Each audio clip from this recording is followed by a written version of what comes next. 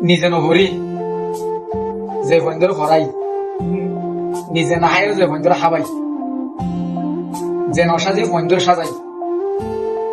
হইলে মা বাপ আর যে মা বাপে বন্ধুর সুখ করলা বলি বন্ধুরে যে কষ্ট করে লেখাপড়া করাই দেশত এখন দেশের বাইরে বাইরে ডিগ্রি লইরে ফয়ন মানুষগুলি বললাম অন্তত ফয়নের সুখ করতে বললাম যে মা বাবু যে কষ্ট কিন ধরে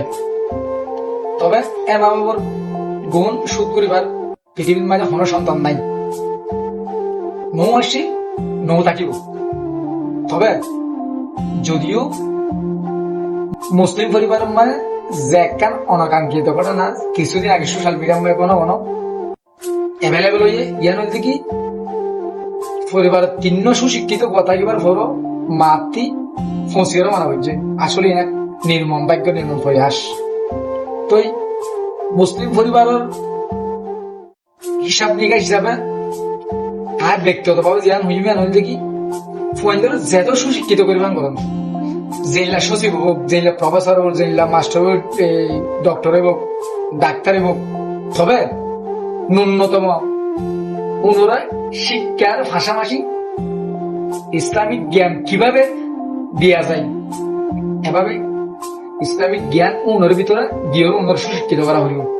যদিও ন্যূনতম ইসলামিক জ্ঞান যদি উনারা যদি পরিবারে যদি দিনে ভারে দেয় এই নতুন দেশ ফ্যাম পরিবার ফ্যাম মা বাবার ফ্যাম ভাই বোনাদের ফ্যাম আত্মীয় স্বজনের ফ্যাম ইন হনে কিছু না থাকিব একমাত্র তার নিজেরা স্বার্থ লাভ শিক্ষিত দাবি করিব থাকিব তবে উনারা সুশিক্ষিত নয় ওনারা কুশিক্ষিত সর্বোচ্চ আয়ব মুসলিম পরিবারের পয়সা সর্বোচ্চ জিল্লে শিক্ষিত মানুষ হব ইসলামিক জ্ঞান যদি ওর ভিতরে যদি না থাকে তো আসলে ওরা শিক্ষিত হইব ওরা কুশিক্ষিত হইব যদিও মুসলিম পরিবারের থাকিলে অন্যান্য ধর্মতন্ত্রে এই লেখান ঘটনা ঘটাতে হয়তো মারা ন্যূনতম হন দেখি তবে যে ঘটনা বাংলাদেশের সময় ঘটছে তাইলে শিক্ষিত বানিয়ে রাখি দরার কি মা বাবা তাইলে শিক্ষিত পয়েন্ট বানায় দরার নাই তো যদিও সমাজের কলঙ্কিত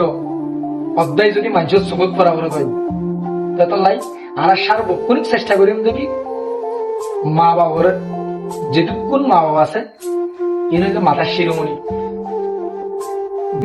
ছোট ছোট বাচ্চা মনে করেন তারা ভিতরে ন্যূনতম জেলা শিক্ষিত বাহিনী আমার পরিকল্পনা যদি লই দই অন্যতম ইসলামিক জ্ঞান ইতার ভিতর দি বললা ইসলামিক স্টাডি অন্তপক্ষে কিছু না কিছু তারা মনে করেন দি বললা আর সর্বোচ্চ চেষ্টা চালিয়ে যাবো নয়তো বা ভবিষ্যতে আর যারা মনে করেন প্রজন্ম মরিব ইতারা এভাবে মা অন্নত বাপ অন্নত ভাই অন্নত এনে তারা একেবারে চোখে দেখিল না দেখা করে চলে যাবে কিয়া যে আর কালচারি তারা দিনও ভাই দিয়া নলাম এনে পারিবারিক কিছু শিক্ষারও কিছু অভাব আছে যে দূরীকরণের অবশ্যই করার আছে যে কোন ধরনের বাহ্যিক জ্ঞান হতে পারে ইসলামিক জ্ঞান ছাড়া ইসলামিক জ্ঞান থাকলে হয়তো বাহ্যিক জ্ঞান মানুষের বৃদ্ধি পায় বলে আশা করা